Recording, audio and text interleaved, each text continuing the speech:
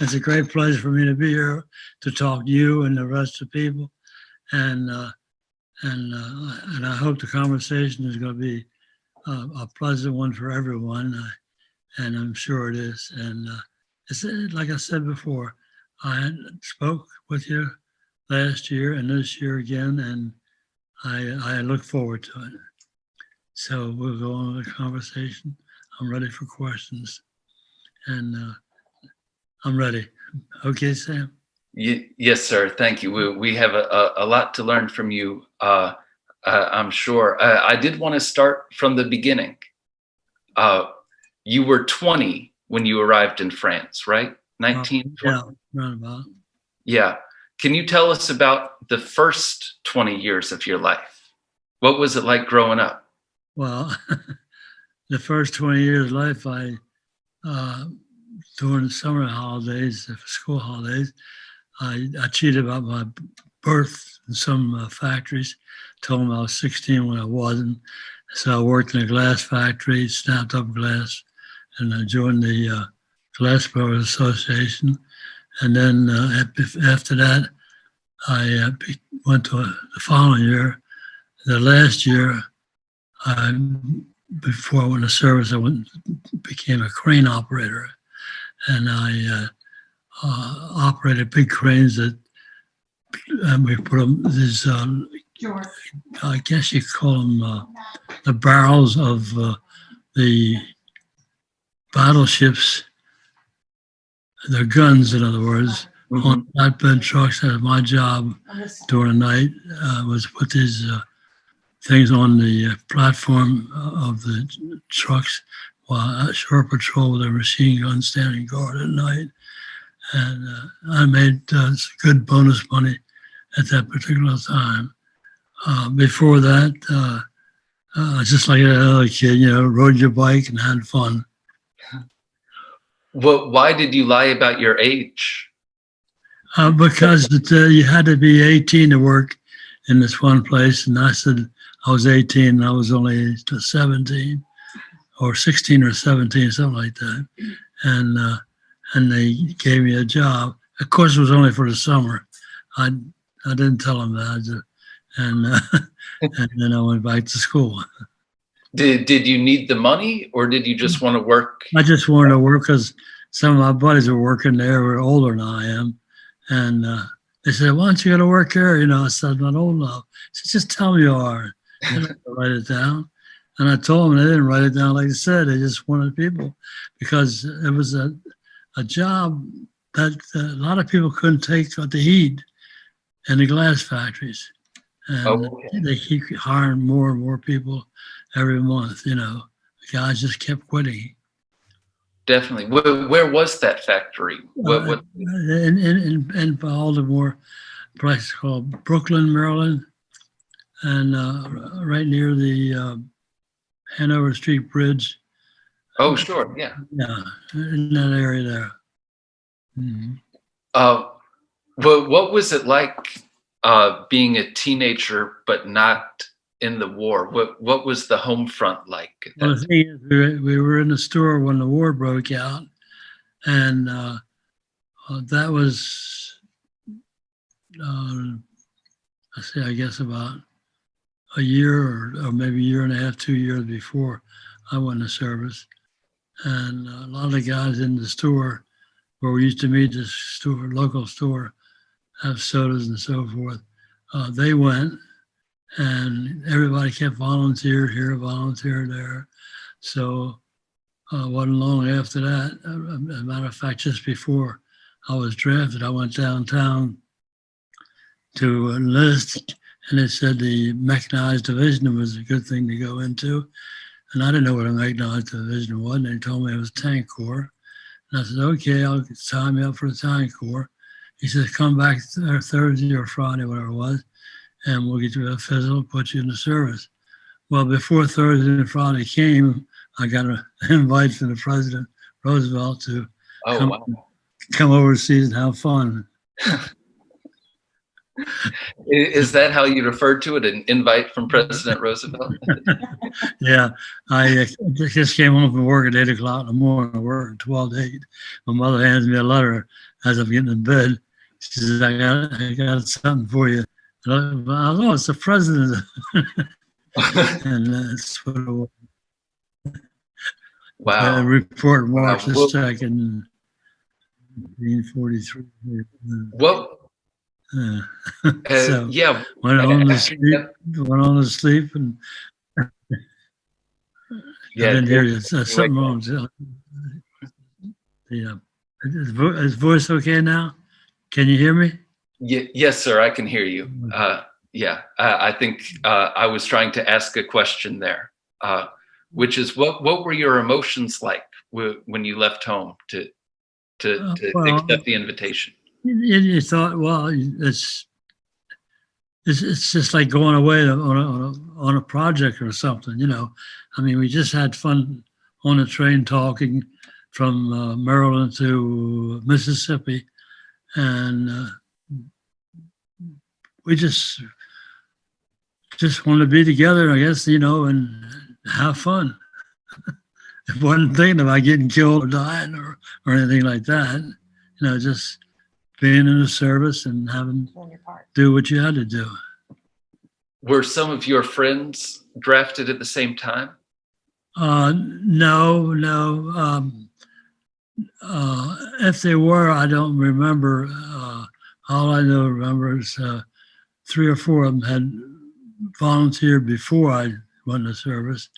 Any of them drafted, none went with me. Not at that particular time. No, maybe before and maybe later, but not then. But you met people quickly. What was it like in training in Mississippi? Mississippi, I was very lucky. The soldiers there before me had a situation where everything was muddy and cold, and they built walkways and things of that sort to so people wouldn't get muddy feet. And when I got there, all those things was built up, and so all I did was went right into basic training for, I guess it was 90 days, yeah, 30 or 90 days. And well, that is lucky. Met a lot of nice guys, and it was become a family affair, more or less. You know what I mean?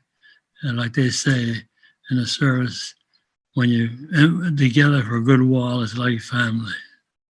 So we got along real well. And did those guys all go into the 99th with you, or a lot of them?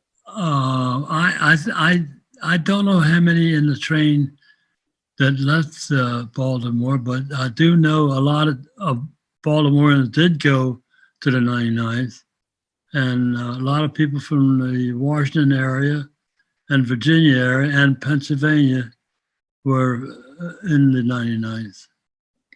Okay. And then you get to France in November 1944, correct? You're correct, yeah.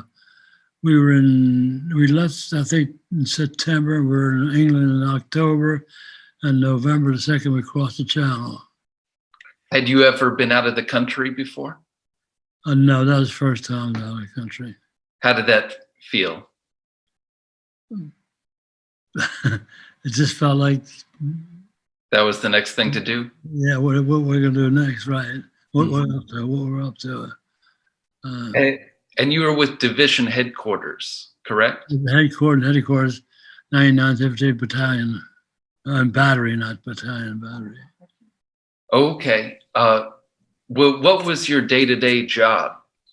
Well, I was in a wire section and communication, so we learned how to wire, lay wire, and take a switchboard apart, and take a telephone apart. And my job was to help lay wire, and then after the wire was laid, operate the switchboard. And my switchboard was the forward element all the time, right behind the artillery. And from my switchboard, we go back to the switchboard at headquarters. And a lot of fire missions, things we go through our 2 switchboards. to the S2, or lays out the ordnance and stuff like for artillery shelling. Certainly. And just 6 weeks after you get there, the Battle of the Bulge breaks out, correct? Yes. Yes. I did have a question from the audience. What did it feel like the night before that battle? What were your emotions like?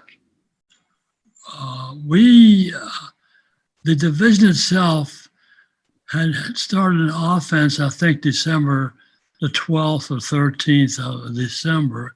And for some reason or another, they had stopped the advance when we got to, I think, Krickel in Germany, and we stopped. I don't know what was the reason. No one knows why. And there was some suspicion that something was going on. So we had stopped, and it was a good thing we did. And then everybody was just quiet, and no one, it was all quiet on the front. And then all of a sudden, December the 16th, they found 5 or 5:30 in the morning, or something like that. The artillery barrage and railroads, gunners, German railroad gunners with the big railroad cannons and stuff, lay down artillery shells and for, I don't know, 1.5, 2 hours. And it was like being in hell. You can't believe what was happening, and you can't tell me that nobody wasn't scared, because everybody was afraid. Like the end of the earth, end of the world. You didn't know what was happening for that particular hour or two. And what did you do? Well, I guess everybody just start fighting. Yeah. What we did, to be truthful with you, I vaguely remember we started to retreat.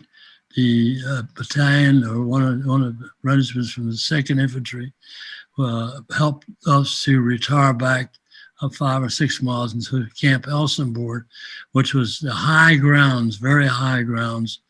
And from there, the 99th moved at least 90% of our division up in that hills, up in the Elsenborg camp. And from there, we waited until the onslaught or whatever the maneuver, whatever they were doing, to come. And this Colonel Pfeiffer from the SS tried to break through to get to the rear, and for some reason, because of good marksmanship, I guess, good training, they never made it. For 18 hours or so, we stopped them. We really, really stopped every chance that they had, whatever you call it, attack that they laid down, 3, 4, 5 attacks. And we really killed a lot of the Germans. That's an unbelievable amount that they killed. And we killed so many, the colonel said, Colonel Pfeiffer said, I can't get through here, so let's go south. And they went south. And that was the first 2 days of that 16th and 17th of December. That's what happened. Yes. We had a lot of men. We had a lot of men in the infantry who had dug in before the 16th, was the night of the 15th, that dug in and were prepared for artillery attack or any kind of attack. And it's a good thing they did. They dug foxholes deep enough to cover them up with logs. And then those same people stopped a lot of Germans from getting through. And they were different squads from different, 398th Infantry, our 393rd, 394th. We had these battalions that were really, really fighting, and they fought. You couldn't fight any better. Absolutely. Well trained. and just stubborn, maybe too. For those in the audience that aren't so familiar, the Battle of Elsenborn Ridge is one of the key moments of the Battle of the Bulge, when the 99th Division, defending, I think, a 20-mile front, outnumbered 5-1, Right. takes the brunt of the German assault in that battle and stops it. I mean, it's an incredible story. Were you still calling artillery, doing the wiring at that time? Well, they knocked out, I guess, if you try to count, it's probably at least 30 miles of wiring, and they had to go and communicate by radio. So I think I only have one line going, and they all went back, and I was one of the last ones to leave in that particular area. And then the captain brought me something to eat, and he says, "Well, get you out of here in the morning." So he got me out there in the morning. So that was the second time I was behind the German lines. First time when we first landed, we went behind the German lines. I accidentally got caught in the rear of the German lines, and the Free French brought us back to our lines. That was just a Jeep, the colonel and I. That happened in November when you had first gotten over there? Yeah, well, I'll tell you the story from the beginning. When we landed at Le Havre, France, we traveled, the artillery traveled in one group, and the infantry traveled in another group, and the Sherbrooke, they get out in Sherbrooke. So naturally, the general and the artillery wanted to know where the infantry was, so we asked the colonel to go find where the bivouac. The Jeep was available. Sergeant told me to get in the Jeep and take the colonel over at one side. So we took him. The Jeep went deep into the enemy territory, and I didn't know that, and the colonel didn't know that either. And we kept going in the wrong direction. And finally, we went to the bottom of the hill, and we stopped, and the colonel said, "I think we're lost." And we heard a loud sound, and at the bottom of the hill, from the bottom of the hill, something at the top coming down. It sounded like a heck of a racket. We didn't know what it was, whether it was a truck, tank, or what. The colonel says, "Burn the maps." I says, "Colonel, I don't smoke. I don't have maps." The colonel says, "I don't smoke either." Just then, by luck, I spotted a flag on an old beat-up car coming down the highway, and it was a Free French. And they stopped.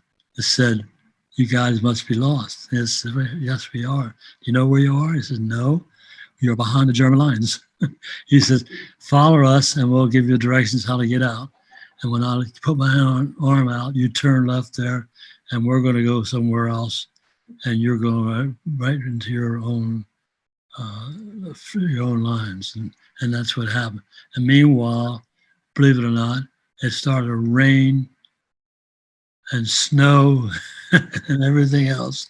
We just had a bad evening, but we made it back. Wow. At the time, we turned left instead of turning right.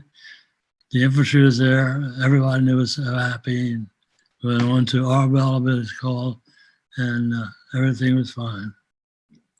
Wow. That must have, how nervous were you while you were driving?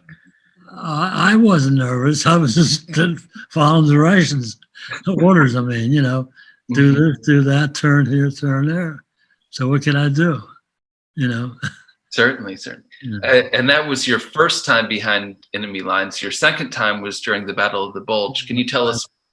So you mentioned it earlier, but can you describe that story too? Well, there wasn't much I could say or do because everybody was retreating. So withdrawal or retreat is not what they call it. It was called something else. Strategic withdrawal is not a retreat. Advancing in the other direction. You're right. It was nighttime, and the roads where one road was going, the Germans were going west, And I mean, yeah, west and the other. Wait a minute. I got my direction wrong. The Germans were going one way on one road, and the other road we were going the opposite way. So we were retreating; they were advancing in two directions, which you could almost hear what's going on from one road to the other. And it was so dark, no one paid much attention to anything because everybody's in a hurry to get back to Elsenborn, and I guess the Germans were in a hurry to advance, and it was just a rough night, I guess. Let's put it that way. Certainly. I'm glad your captain came to get you out. Yeah. Captain Hooper, my captain, was in charge of communications throughout the whole artillery. And okay. he would always check with me to check the other operators for the different artillery battalion. Like we had the 370th, 371st, 372nd, 924, and then other detachments are all had three 105 artillery pieces or 155. And every time something would happen, for a buzz bomb, for example, would come overhead, he would say, check the lines, which I did. And one particular time, a buzz bomb landed not too far away. And I was talking to the operator of the switchboard of 924 field artillery, and captain says, check the line. So I checked 370, 371st, 372nd. He said, did you check the 924? I said, no, I was just talking to him. It's okay. He said, no, check it. So I checked, and I couldn't get it created. So when he came back, he says, sorry to say this, but he says, the V2 landed exactly where 924 had the switchboards. And it was a hole as big as, almost like a block wide, And that was a story that was another bad time, But certainly it hurt us all, Yeah, thank you for sharing that. That must have definitely a bad time. Yeah. So as long as you could hear the motor on the V2s or buzz bomb, we call them, you're okay. Once the motor shut off, then you listen for the explosion, but you don't know where it's coming from, or where it's going, or where it landed, Were there a lot of buzz bombs that you heard during that? I think at least, I don't know, 10, 20, I don't know. It was a lot of them. And was it there that you earned your Bronze Star? No, my Bronze Star is when across, no, wait a At minute. Remagen, maybe? Wait a minute, I'm getting mixed up.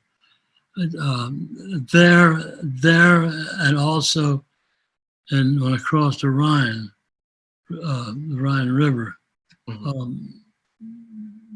The Rhine River, the Germans tried to knock that Remagen Bridge out, and they always bombed and strafed that particular area. And that area, I had my switchboard in one of the old, wait a minute, I'm getting confused. No, it was there, yeah. That's what it was. It wasn't, it wasn't the Rhine. It wasn't the Rhine. It was in the Battle of Bulge. At Camp Elsenborn. They had the wooden barracks that the soldiers, Belgian soldiers, I was in the corner of the building, and my switchboard was in the corner, and they were bombing and strafing. They machine gunned these barracks, and I very lucky it was just a couple of bullets as mine, but the ones in front and back, they got a lot of holes from the machine gun fire, and I just stayed there. Of course, I crawled in my helmet while I was there. I didn't give up. I didn't move, and this went on for a couple of days. And because I wouldn't leave, I guess that's one of the reasons. I guess I can't tell what what other story could have been done, or could have been something else I did. I don't remember. Well, I mean, that sounds like a heroic deed to me. That the 99th seemed to be full of them on Elsinborn Ridge. That's for Well, sure. But a lot of good stories there, true stories that these guys suffered a lot, and most of the people who suffered were the anti-aircraft people that were shooting down the German planes. I think you heard it.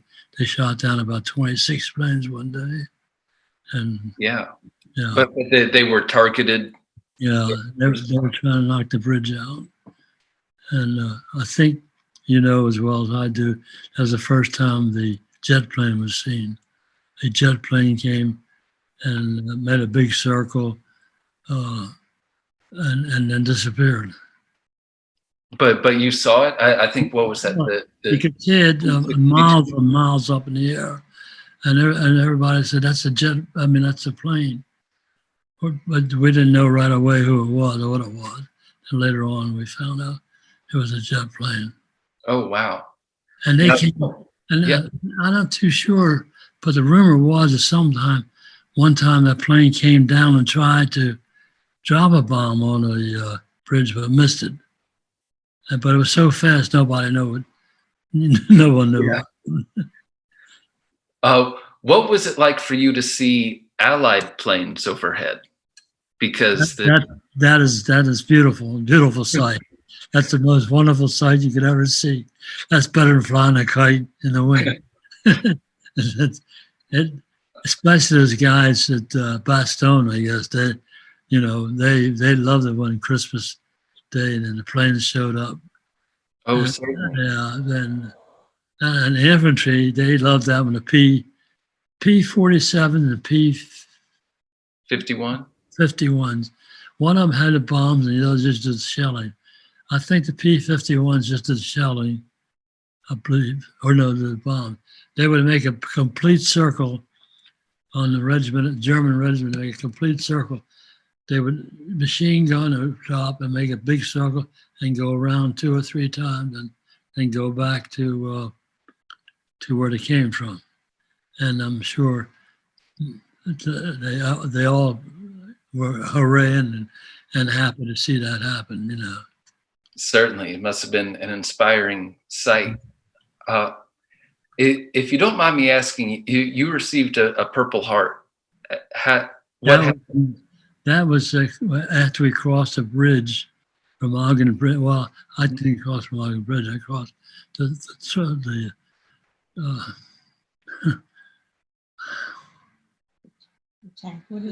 what's the bridges? The treadmills. It's treadmill. Okay. Treadmills, and then we got into the city or little town, Linz, L-I-N-T-Z, and they were still bombing.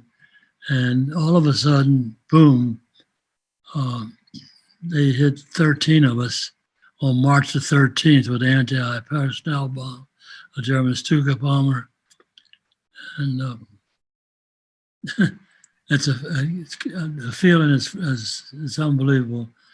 I thought, when you're in an airplane, it's all clouds around you. Well, I had all clouds around me like I was heaven. Yeah. And I said, well, I guess I must be dead. I must have died or something like that. And then I don't know how long it was, whether it was 5 minutes or longer or shorter. Finally, it cleared up. And then I realized that we had been hit by shrapnel, all of the guys. There was 13 guys on March the 13th that was hit by anti-personnel bombs. Oh, wow. Mm-hmm. Now, that was right around the time that the 99th liberated the camp at Muldorf, correct? The 99th is a liberating unit of a wing of the Dachau concentration camp, I believe. Right, exactly. Yes. Were you there for that? No, I saw the place, but I wasn't there. I mean, I went by it. We went by it. We traveled by truck. Yeah. And so we get to see things, but it's fast. Certainly. Was it discussed within the unit? Well, yeah, it was. They talked, and you know, we saw. I saw. I don't know where it was. I saw furnaces with.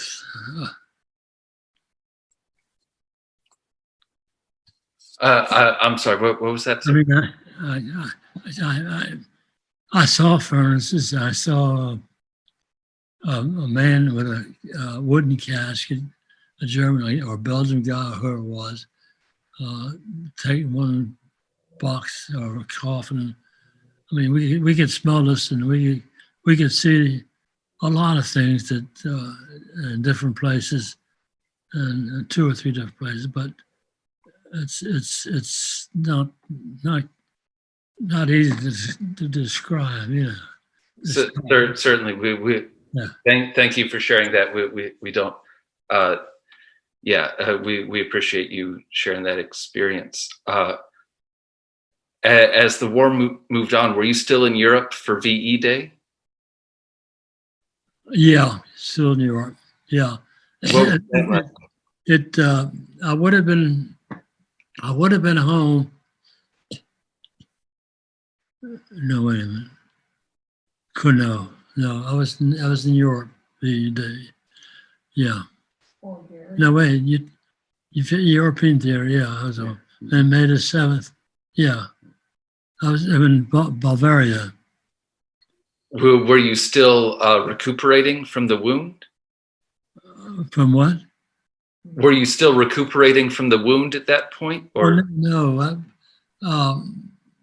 When we crossed the Rhine and we went a little further up, the major said I have to go back to evac and get the shrapnel removed from my hand. So things quiet down at that particular time. You know, I was still operating aboard with shrapnel in my hand. And anyway, to make a long story short, I went back to evac. This is another little story for you. I was cold, and I sat down in the bunk there, and they came in and took the shrapnel out of my hand and wrapped it up real good. And the nurse came in, and she had a long string, and she said, she looked at me, and I looked at her, and I said, "What's that?" And she said, "You're going to be circumcised." I said, "What?" She said, "You're going to be circumcised." And anyway, the guy next to me says, "Nurse, not him, it's me." So thank God. So anyway, it was cold, and she sat on my feet for a while during the night, and I fell asleep. Next morning, the lieutenant hands me a rifle. I said, "What's this for?" He says, "You're in the infantry now." I said, "In the infantry?" He said, "Yes." I said, "No, I'm in the artillery." He says, "No, you're in the infantry. From now on, everybody's in the infantry." He says, "Okay." So he left the tent, and as soon as he left, I went out the other door, the other area, exit, and luckily there was tanks out there, but you couldn't hear talking to the guy. I asked him where he was going, and I couldn't hear him. He couldn't hear me, so I just jumped on the tank. So we took off. okay. I left that rifle on a bunk. I didn't take it with me, and we left. And we went down the road a couple of miles, and then he stopped. Would you believe where they stopped? You won't believe where they stopped. In front of my outfit. No way. Headquarters. They stopped there, and I got out, and the guy said, "What the heck? Where'd you come from?" I said, "I can't. It's a long story. I can't tell you." But that's the true story. Why did they stop there? Do you know? I don't know. They stopped just for about 10 minutes. Then it took off. Wow. Like like a local stop for me. You know what I mean? Yeah. Local Yeah. train stop. I was very lucky. Couldn't hear a word they said, but they took me back to Ended where. up on the right one. Yeah. Yeah. And then when did you come home back to the States? Uh, I came home a long time before the division did. The division went in the Army of Occupation. I was for a while operating aboard in this castle, and the sergeant said, anyone that wants to go home for 30 days may do so, provided they join the 1st Infantry. I said, the 1st Infantry? He says, yeah. He says, the 1st Infantry. He says, but there's a catch to it. You're going to be trained to go to Japan. I said, Yeah. oh. I said, but 30 days? Yeah. I said, sign me up. So he signed me up for 30 days. Oh, wow. And we crossed the channel, waiting to get on the ship. At 2 hours before we're boarding the ship, we're ready to go get on board the ship. The war in Japan ends. Wow. Understand? So go back to England. I'm there for 4 or 5 weeks every day looking for my name on the bulletin board to go to the States. After a while, I got on a ship and we came home. I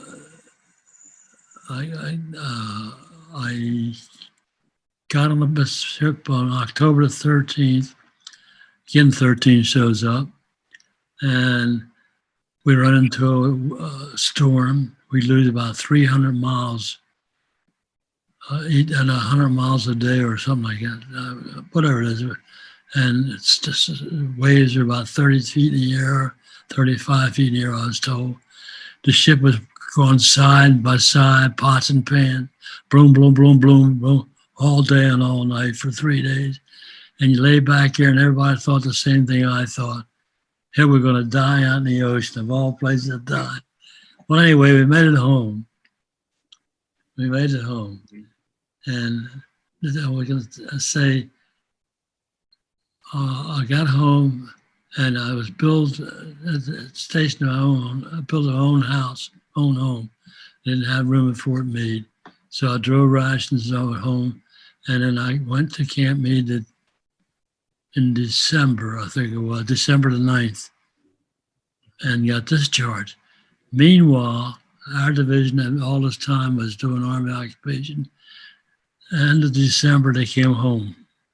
Not the end, it was December, in the middle of December, they came home. So I came home before they did. Well, that's lucky for sure. Did you keep up with members of your unit? Yes, I visited quite a few of my buddies when I got home. I went to Pennsylvania, York, Pennsylvania, Altoona, and different places like that, and visited buddies that I was in service with them. You know. That's great. Did y'all stay close for a long time? Yes, we did. As a matter of fact, the one of my buddies who was my buddy all the way through basic training and everywhere else until I can't remember when it was, sometime in Germany.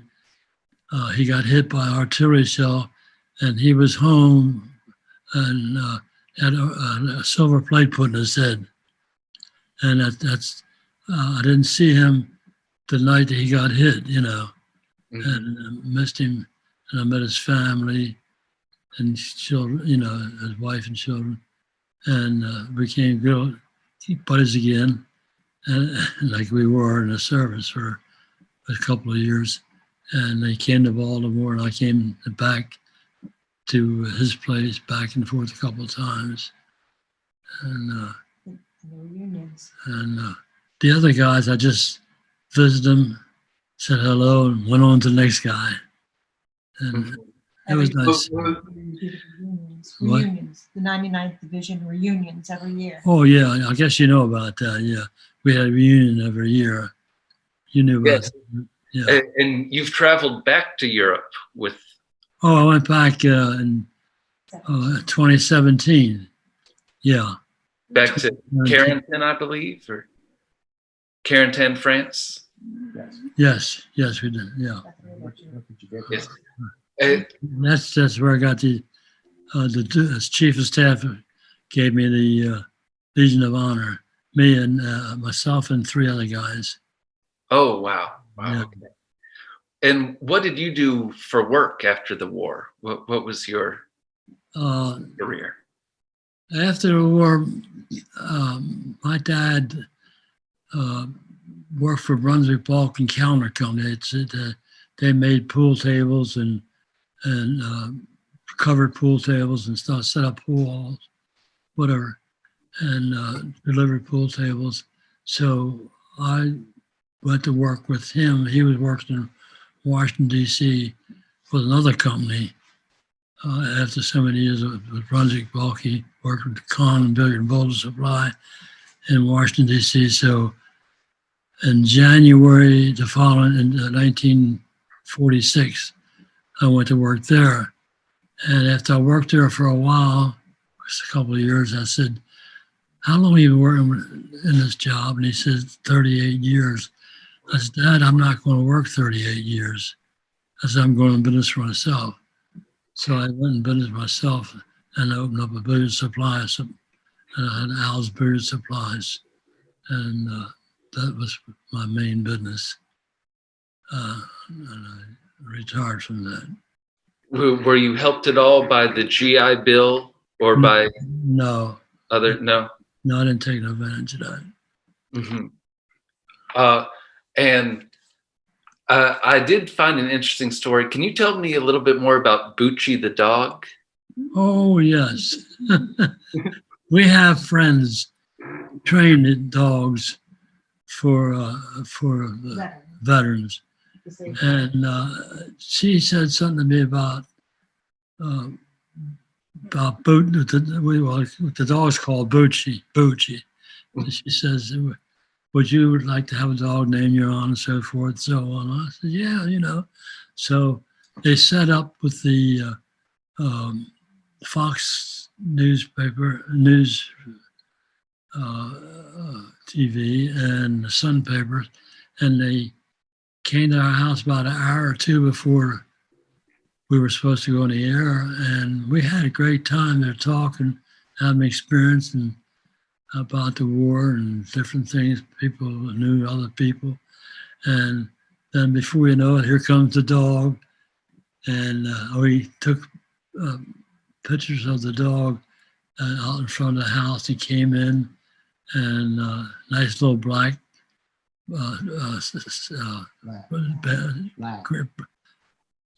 Labrador, and Labrador. Anyway, and we were good, friendly, and what else can I say? It was nice. It was a nice story. I'll share this link in the chat for people that might want to see it. It was a beautiful story. And we had champagne that day. To toast his career. I toasted the Bucci's career, the dog. Oh, great! That sounds like a lot of fun. Then, yeah. It seems like you're surrounded by family now. I was wondering, what does your experience as a veteran? What do you hope to pass on to the future generations? What can I pass on? In what way? Lessons or wisdom, advice is what I was thinking. Well, I'm very fortunate and lucky that I have family that all are much, much brighter and smarter than I am and graduates from college. So I don't have to pass anything on. They are on their own and they'll be on their own. And I don't know what I can pass on except a couple of bucks got in the bank. It's about it. What else? I mean, they're all retired. They're all retired, right? Mm-hmm. They're living great lives. I'm very fortunate to have such a beautiful family, both sides, and loved by everybody, and I love everybody, and it's just wonderful. It's just wonderful. They're gonna get ready to have my 99th birthday soon, and they're preparing for that. I can't ask for anything more, and I can't give anything except what I have as far as my property and my money. What wisdom can I give them? They got all that right in their own heads. Well, Dad, I tell you what you gave us. You gave us your spirit. You gave us our joy for life. You gave us a reason to continue every day. We've learned and lived by your spirit and by your model. Everybody wants to be around you. Your optimism is contagious. Those are the things you gave us, and we appreciate it. Yeah, that's something I gave. Based on something in the future. Well, those were going to live with us forever, and your grandchildren too. Yeah.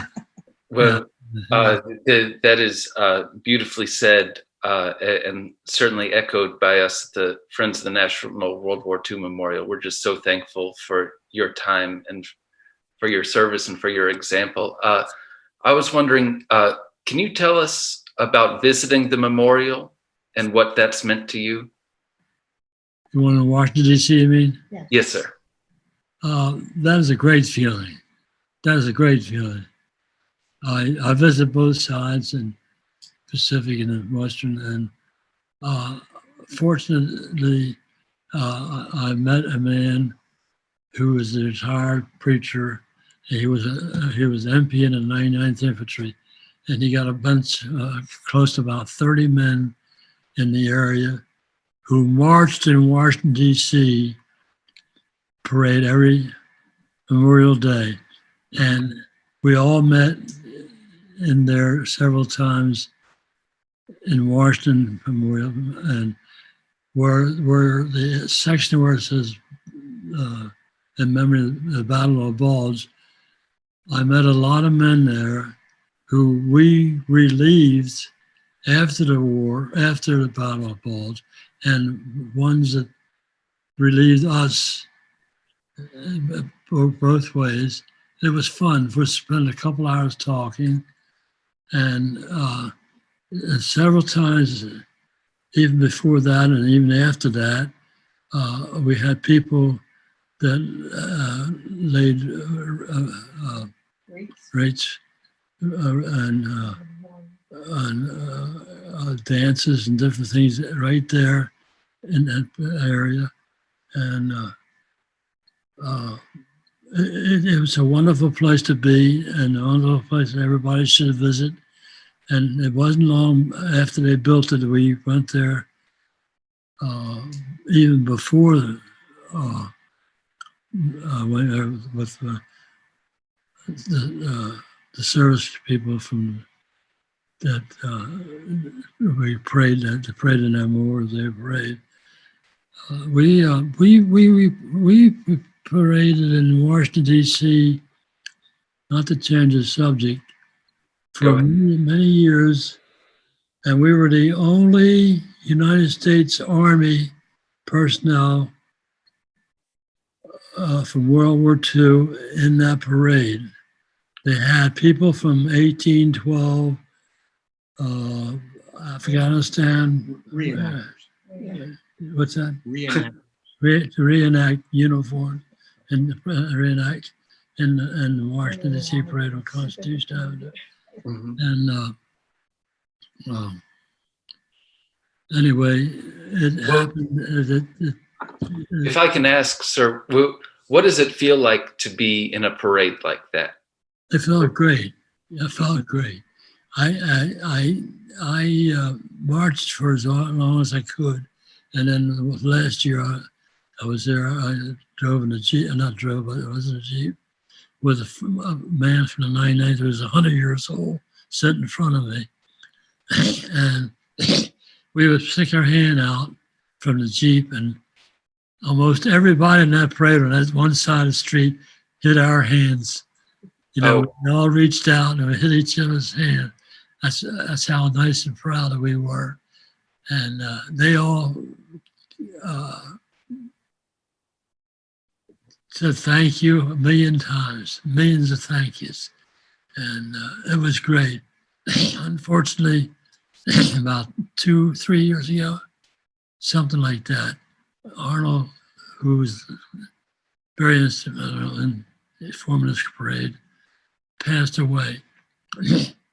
Prior to that, it was just 3 of us left out of 29 people that was in that parade.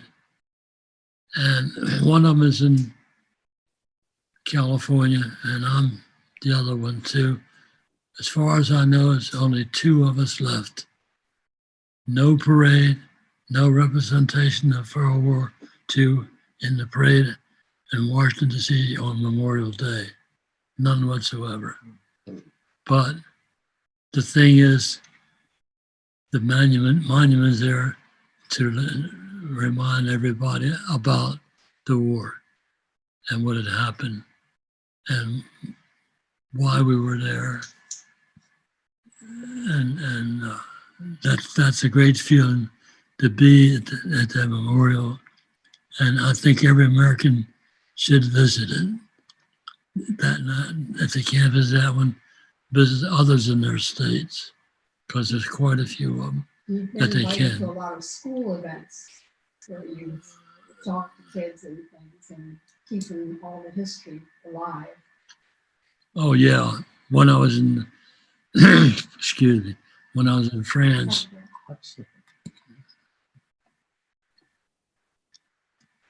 excuse me, when I was in France, they took me to a couple of schools.